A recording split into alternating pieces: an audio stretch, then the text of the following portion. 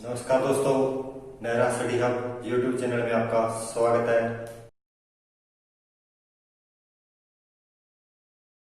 कुछ मित्र अपने कमेंटों में कोई कुछ क्वेश्चन पूछ रहे हैं, तो उनसे निवेदन है कि स्क्रीन पर फेसबुक और इंस्टा आईडी का पॉपअप आ रहा होगा, कृपया वहां जाकर डीएम करें।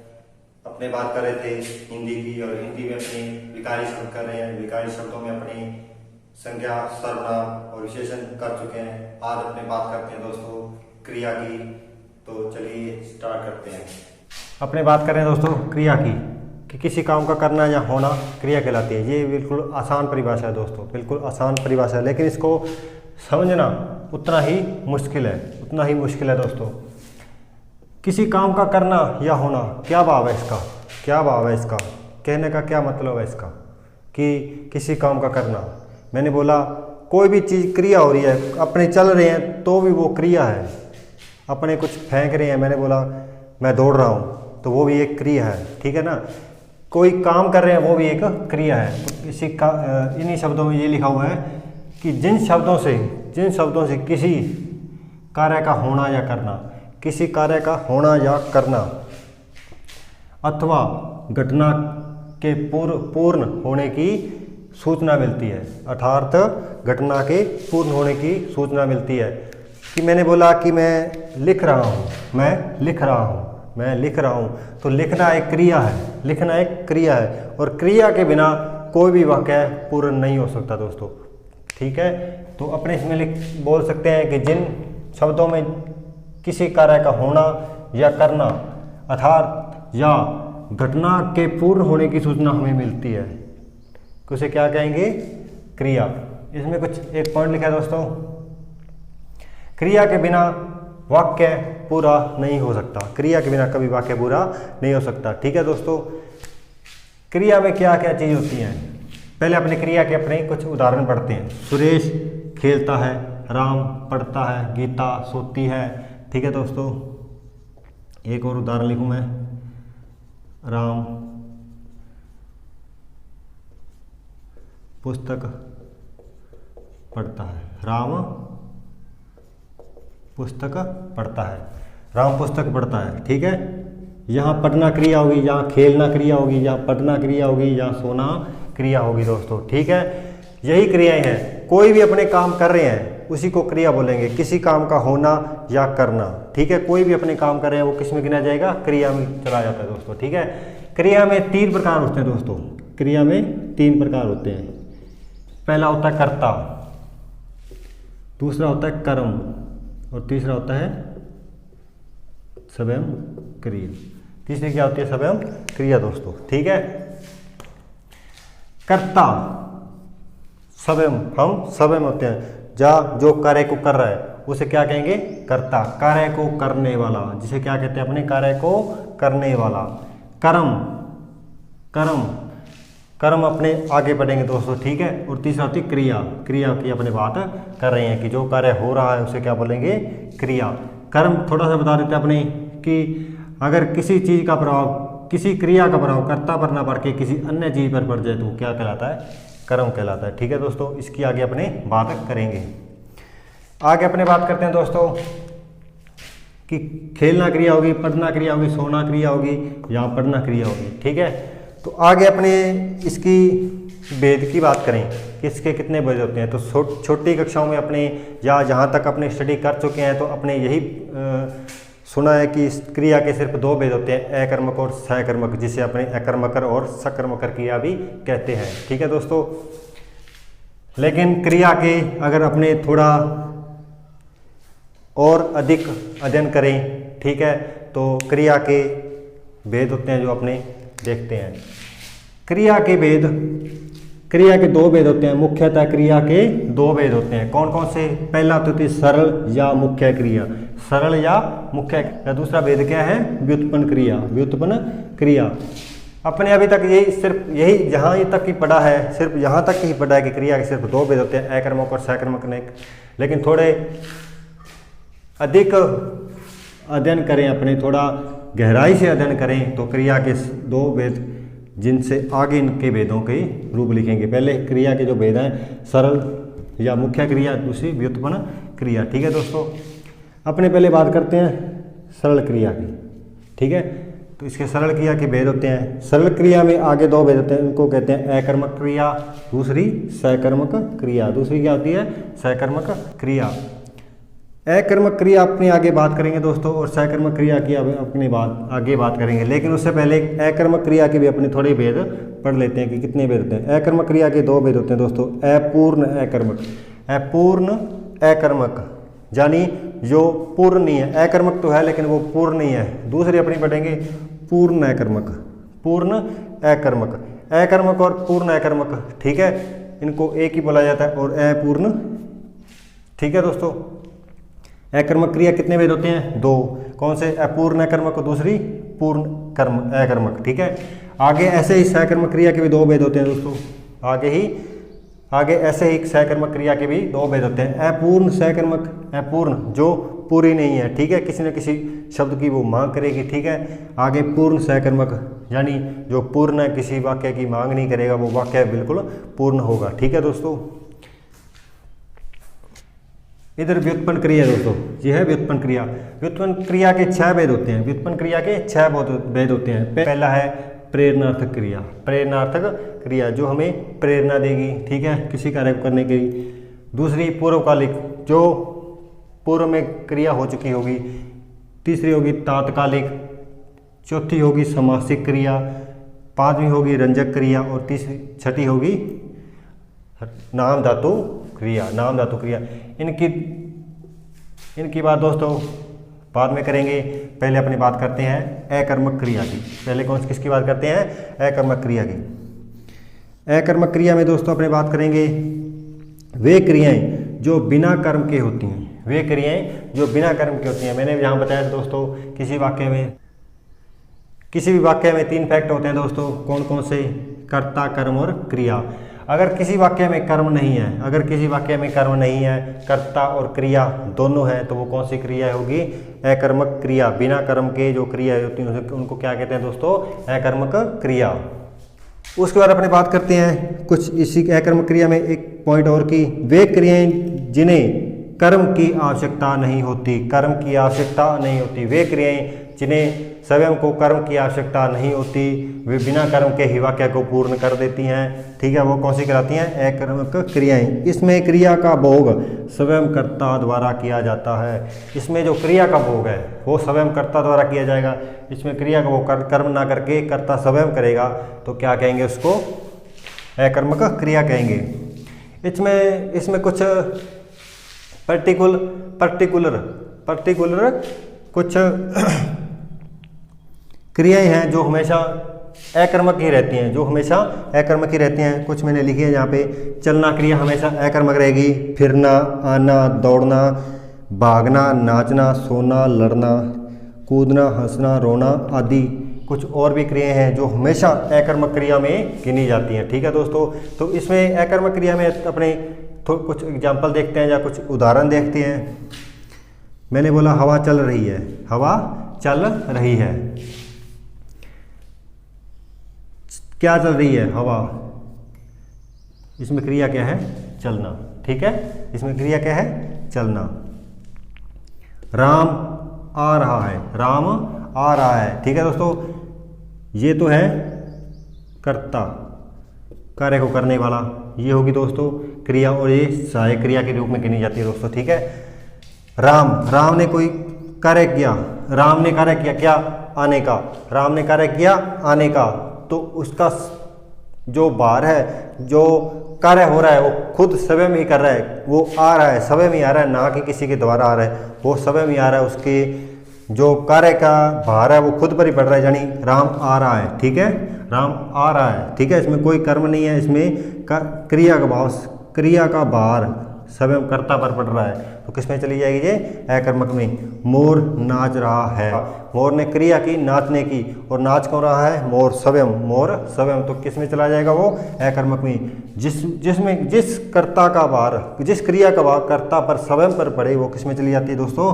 अकर्मक क्रिया में। जिस क्रिया का भार कर्ता पर स्वयं पर पड़े, वो किसमें चली जाती है दोस्तों? अकर्मक क्रिया में चली जाती है।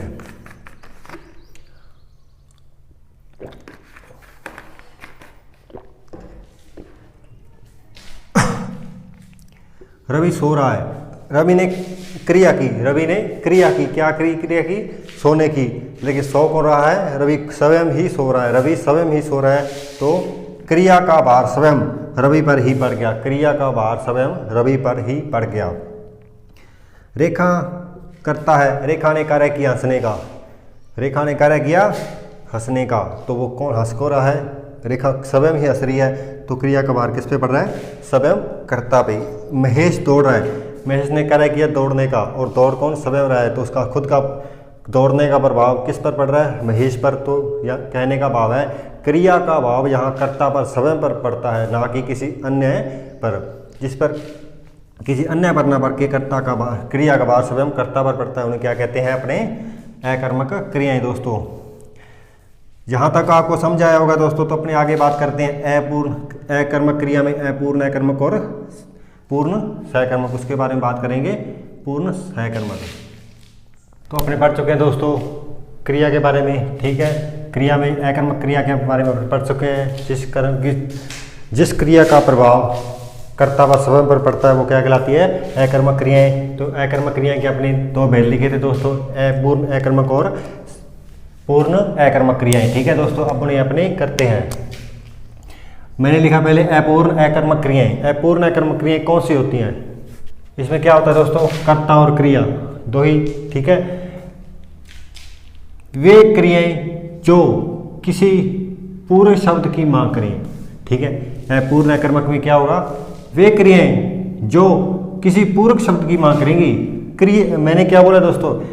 अकर्मक क्रियाएं, अकर्मक क्रिया में दो ही चीज होती है, एक कर्ता होता है, क्रिया होती है। अगर कर्ता और क्रिया दोनों है तो वो अकर्मक क्रिया है और वाक्य पूरा है। लेकिन अकर्मक क्रिया में क्या होगा?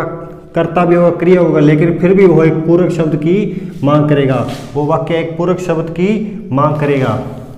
आगे पढ़ लिखा है, जब क्रिया से पूर्व में कर्ता से संबंधित कोई, जब क्रिया से पूर्व कर्ता से संबंधित कोई संज्ञा या विशेषण रखा जाए वहाँ अपूर्ण अकर्मक क्रियाएं होती है।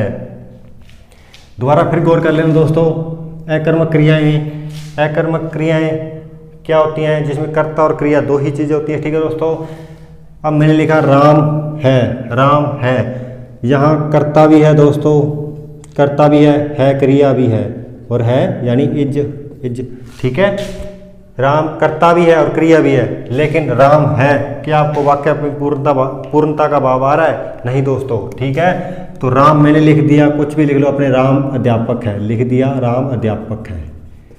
अब वाक्य में पूर्णता आई है, वाक्य में पूर्णता आई है।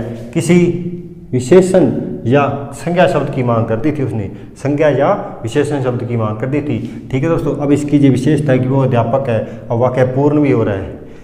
वाक्य पहले अकर्मक जरूर था, लेकिन एक पूर्णता का भाव हो रहा था, उसमें एक पूर्णता का भाव हो रहा था। राम कर्ता भी है और है क्रिया भी है, और कर्ता और क्रिया जिसमें होते हैं वो अकर्मक क्रियाएं होती हैं, बिल्कुल जी अकर्मक क्रिया हैं। लेकिन अपूर्ण अकर्मक क्रियाएं, इसमें एक पूर्ण शब्द की मांग हो रही है दोस्तों। उसके बाद मैंने बात की लड़का है, लड़का है, कर्ता भी है, इसमें क्रिया भी है, तो कहने का भाव है इसमें अकर्मक क्रियाएं हैं। तो इसमें क्या हो? अब इसमें अपूर्णता का भाव क्या है कि वाक्य में पूर्णता नहीं दिखाई दे रही। अपूर्ण तो है, अकर्मक तो है, लेकिन इस वाक्य में पूर्णता का भाव हो रहा है। तो मैंने कहा राम अच्छा है, राम लड़का है, मैंने कहा राम लड़का अच्छा है, ठीक है। अब वाक्य में हाँ पूर्णता का भाव अपने को हो रहा है, ठीक है दोस्तों। अब मैंने कहा राम है, मैंने कहा राम है, तो वाक्य में पूर्णता का भाव, अपूर्णता का भाव हो रहा है। क्रिया कर्ता और क्रिया दोनों है, फिर भी वाक्य में अपूर्णता का भाव हो यहाँ वहाँ अकर्मक क्रियाएं, अपूर्ण अकर्मक क्रियाएं, अकर्मक जिसमें क्रिया नहीं, कर्म नहीं होता, कर्म नहीं है जी, और जिसमें कर्ता और क्रिया दो ही चीजें होती हैं, कर्ता और क्रिया दोनों है, लेकिन किसी पूरक शब्द की मांग कर रहा है, लेकिन वह वाक्य किसी पूरक शब्द की मांग कर रहा है। तो राम अच्छा है, ठीक है, राम अच्छा है, ये भी इसकी पूर्णता का भाव हो रहा है। अब मैंने कहा लड़का निकला, कर्ता हो गया लड़का, क्रिया होगी इसमें निकलना, क्रिया भी होगी, तो क्या हो रहा है?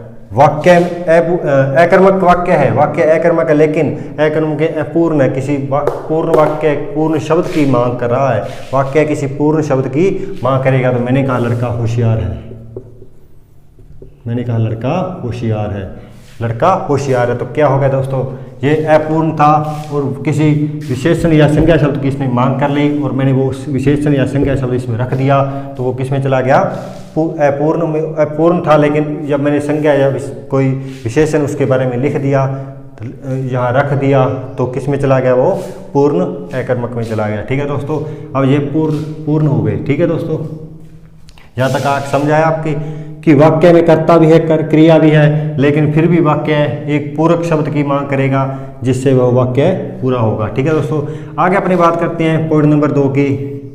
अकर्मक में दूसरा पॉइंट है पूर्ण अकर्मक क्रिया। पूर्ण अकर्मक क्रिया, कर्ता व क्रिया आने पर वाक्य में जहां पूर्णता का भाव हो, कर्ता और क्रिया आने पर जहां वाक्य में पूर्णता का भाव हो। ठीक है, कर्ता होगा, विशेषण होगा, उसकी क्रिया होगी। ठीक है, बच्चा दौड़ रहा है। ठीक है, अब कोई भी वाक्य में कोई अपूर्णता दिख रही है, नहीं दोस्तों, कोई अपूर्णता नहीं दिख रही, वाक्य अपना पूरा है, तो ये सही है। राम पढ़ रहा है, अब मैंने कहा राम रहा है, राम रहा है, तो ये अपूर्ण हो गया। अब मैंने कहा राम पढ़ रहा है, राम पढ़ रहा है, तो ये पूर्ण वाक्य हो गया। इसमें भी पानी बह रहा है, पानी बह रहा है, तो ये एक पूर्ण वाक्य है दोस्तों। ठीक है, कहने का भाव है कि इसको समझ लेना, ये आपके अपने आप समझ आ जाएगा, ये इसको समझ लेना, ये अपने आप आपके समझ में आ जाएगा। अब अपने बात कर रहे थे अकर्मक में। ठीक है, अकर्मक अपना पूरा हो गया। उसके बाद अपने बात कर रहे हैं सकर्मक की, सकर्मक क्रियाएं। सकर्मक क्रिया, अकर्मक क्रिया में दोस्तों अपने क्या किया था, अकर्मक क्रिया में कहा था कि जिसमें कर्ता होगा और कर्म, दो ही चीजें होगी। ठीक है, इसके अलावा कर्ता का क्रिया का प्रभाव कर्ता पर पड़ेगा। सकर्मक में ये नहीं है दोस्तों, इसमें वे क्रियाएं जिन्हें कर्म की आवश्यकता होती है, वे क्रियाएं जिन्हें कर्म की आवश्यकता होती है, लेकिन मैंने अकर्मक में लिखा था वे क्रियाएं जिन्हें कर्म की आवश्यकता नहीं होती। सकर्मक में यानी सकर्म, कर्म के साथ वे क्रियाएं जिन्हें कर्म की सर्वाधिक आवश्यकता होती है, कौन सी होती हैं, सकर्मक क्रियाएं, जहां क्रिया का प्रभाव कर्ता पर नहीं पड़ता, यहाँ क्रिया का प्रभाव कर्ता पर नहीं पड़ता, लेकिन अकर्मक में क्रिया का प्रभाव सीधा कर्ता पर पड़ रहा था। यहाँ क्रिया का प्रभाव कर्ता पर नहीं पड़ता, बल्कि किस पर पड़ेगा, कर्म पर पड़ेगा दोस्तों। ये बिना कर्म के संपन्न नहीं होती, ये बिना कर्म के कभी संपन्न नहीं होती। कहने का भाव है कि बिना कर्म के वाक्य कभी पूर्ण नहीं होगा सकर्मक क्रिया का। ठीक है, मोहन, अब मैंने कहा कुछ उदाहरण लिखे हैं। मोहन पुस्तक पढ़ रहा है, मोहन पुस्तक पढ़ रहा है। अगर मैंने पुस्तक को छिपा लिया तो ये कौन सा वाक्य चले हो जाएगा, ये हो जाएगा अकर्मक क्रियाएं, अकर्मक क्रिया। लेकिन मैंने पुस्तक लिख दिया। अब कहने का भाव, मैंने कहा था कि यहाँ क्रिया का प्रभाव कर्ता पर नहीं पड़ेगा, क्रिया का प्रभाव कर्ता पर नहीं पड़ेगा। पहले अपनी बात करेंगे कर्म क्या होता है, तो कर्म थोड़ी आपको एक बार अपने इसी पढ़ते हैं, उसके बाद अपनी बात करते हैं कर्म की। यहाँ ये हो गया जी कर्ता, ठीक है, ये हो गया इसका कर्म और ये हो गया इसका क्रिया। अब रोहन ने काम क्या किया, पढ़ने का, रोहन ने क्रिया कर दी पढ़ने की, ठीक है, और पढ़ा क्या, पुस्तक, पढ़ी क्या गई, पुस्तक। क्या इसका प्रभाव खुद राम पर पड़ा, जी नहीं, इसका प्रभाव पड़ा पुस्तक पर। पुस्तक का 1 पेज पढ़ दिया, 2 पेज पढ़ दिया, 3 पढ़ दिया, अगले दिन पुस्तक पढ़ दी, ठीक है। तो क्या होगा, किस क्रिया का प्रभाव किस पे पड़ा, पुस्तक पे, ना कि राम पर। राम ने तो क्रिया कर दी पढ़ने की, लेकिन वो पढ़ी क्या जा रही है, पुस्तक, ठीक है। वहाँ क्या था, लड़का खेल रहा है, लड़के ने काम किया खेलने का, और खेल कौन रहा है, खुद लड़का खेल रहा था, तो वो अकर्मक क्रियाएं थी। यहाँ इसने क्रिया की पढ़ने की, लेकिन पढ़ क्या रहा था, पुस्तक, पुस्तक। गीता गा रही है, गीता गा रही है, तो ये अकर्मक है। लेकिन मैंने कहा गीता गीत गा रही है, मैंने कहा गीता गा रही है, गीता ने क्रिया करनी गाने की, लेकिन उसने गीत क्या गाया, गीत। गीत की 1 पंक्ति पढ़ी, 2 पढ़ी, 3 पढ़ी, 7 पढ़ी, तो ऐसे गीत समाप्त हो गया। तो प्रभाव किस पे पड़ा, गीत पे। आगे बात करते हैं, राहुल फुटबॉल खेल रहा है। राहुल ने काम कर क्रिया की खेलने की, राहुल ने क्रिया की खेलने की, और खेला क्या जा रहा है, खेला क्या जा रहा है, फुटबॉल, खेला क्या जा रहा है, फुटबॉल। तो प्रभाव किस पे पड़ा, फुटबॉल पे, ठीक है दोस्तों। आगे अपनी बात करेंगे सकर्मक क्रिया में कर्म क्या होता है और अपूर्ण सकर्मक क्रियाएं, पूर्ण सकर्मक क्रियाएं। आज के लिए इतना ही दोस्तों। अगर ये पढ़ाया हुआ दोस्तों आपको अच्छा लगा तो लाइक और शेयर जरूर करें और आप इस चैनल को सब्सक्राइब जरूर करें। से रिक्वेस्ट है कि इस वीडियो को जितना हो सके लाइक शेयर और सब्सक्राइब जरूर करें। धन्यवाद। जय हिंद।